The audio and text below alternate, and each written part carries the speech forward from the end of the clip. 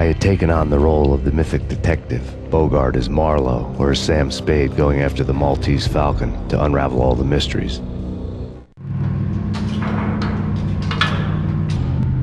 Following a path of clues to that final revelation, even if it would take me down to the cold, cavernous depths of a grave.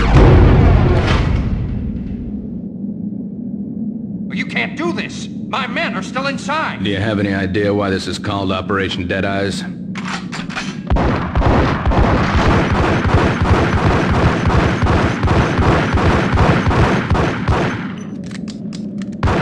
I think he's dead already.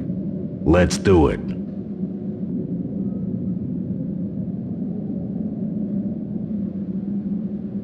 Attention all personnel. The self-destruction sequence has been initiated. Evacuate the complex immediately.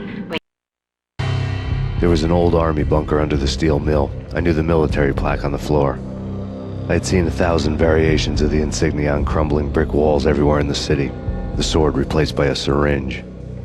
Project Valhalla, V for Valkyr, V for Valhalla. All of a sudden it read like a crackpot conspiracy theory.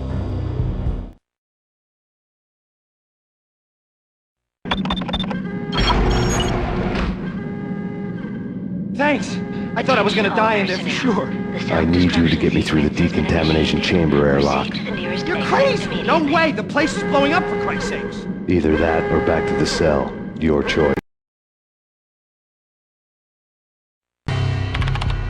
Top secret. Project Valhalla. U.S. Army. Yggdrasil Network. Valhalla. The otherworldly place in Norse mythology where the bravest heroes spent their afterlife feasting and fighting forever, their wounds miraculously healed night after night. Valkyr. The maidens who chose the most courageous Viking warriors and carried them to Valhalla. 1991.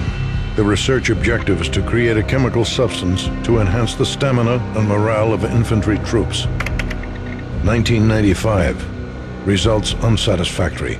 Project cancelled. Someone had decided to continue the sick experiment unauthorized.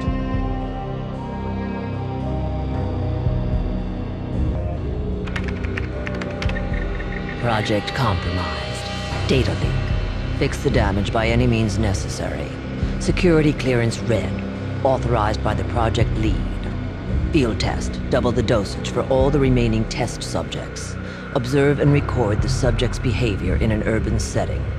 The drop-off point was my old address in New Jersey. The file dated 3 years ago. Just when you thought you had reached the deepest depths of horror, it suddenly got worse.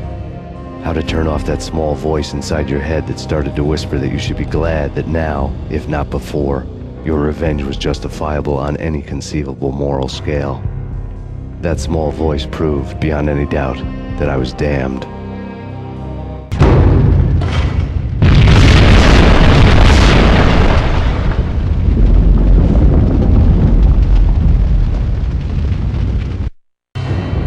Piece together a jigsaw and the final picture is you finishing that same puzzle. A mad, green-eyed killer standing behind you. An urban legend come true. The Project Valhalla test subjects had been the mad junkies who had murdered my loved ones. The rest was simple body count math. It all pointed to her. Ms. Valkyr. The factory went up in a fiery inferno behind me. All my leads were dead, turned to smoke and dust. I'd lost my way. I hadn't slept in a million years.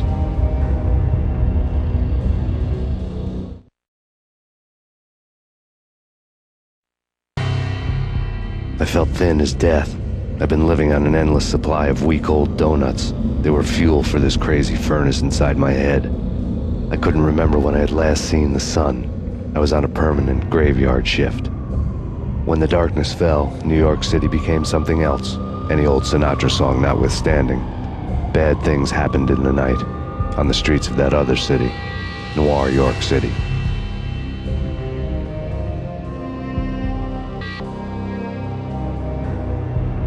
I was in an all-night diner, downing cup after cup of coffee that tasted like engine oil, when a new message from BB got me back on the killer track. What the hell happened at Roscoe Street? Maxie, I'm going out on a limb here. We need to talk this through, come up with a plan. 2:30 a.m., the Choir Communications Garage. The more I thought about Alex's murder and the frame-up, the more it felt like an inside job. I should have seen it coming.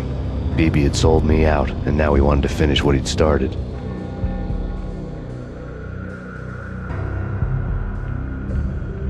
The garage was dead. BB showed up in his tailor-made suit, gold watch, and cufflinks to match, all way beyond a cop's pay. Maxie. Oozing suave charm, he was guilty as hell. What the hell does BB stand for anyway? Backstabbing bastard? Come on, don't be like that. Have a cigar. I don't smoke. Maxie, you have no idea how big this is. It's huge. You have no idea.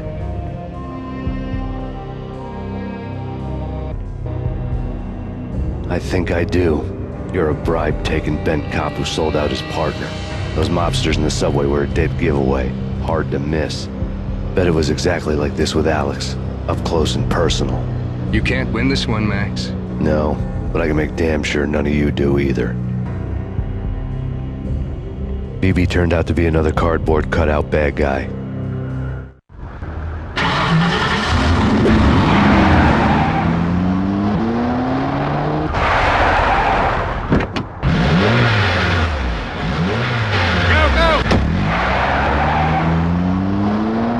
A bad cop on the take. A cowardly right-hand man fleeing from the scene.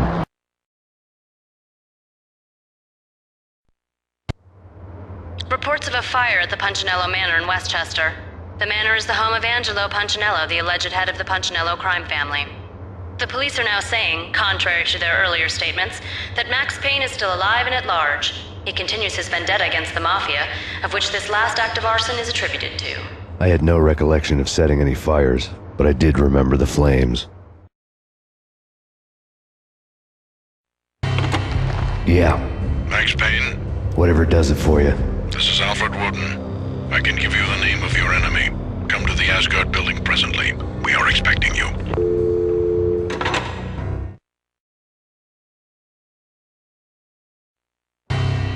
Woden was waiting for me on the steps of the old building. Mr. Payne, let's go inside. The others are anxious to begin. The others? Despite the general misconception, this building actually predates the City Hall by 2 years, thus being the oldest municipal building still in use here at the foot of the Brooklyn Bridge. No kidding. The old man played tour guide as he led me through a dark, domed hall. The answers I was after loomed large ahead.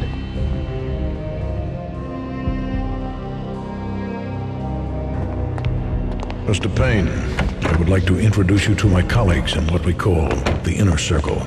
You've been watching too much X-Files. You have seen the files on Project Valhalla. We can fill the gaps, provide you with the information missing from those files.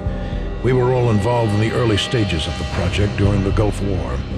What's the catch? We would very much like to blow this thing wide open, but our hands are tied.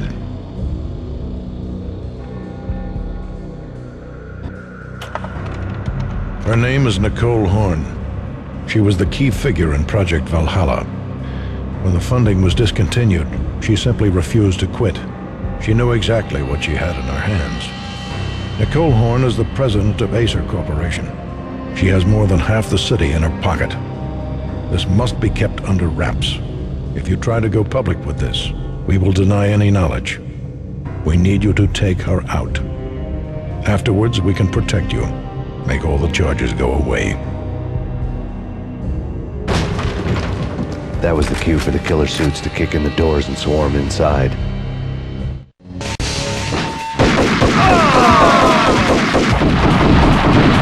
It was an impressive floor show, but I decided to leave early anyway. It was only a one-story fall. Lucky me.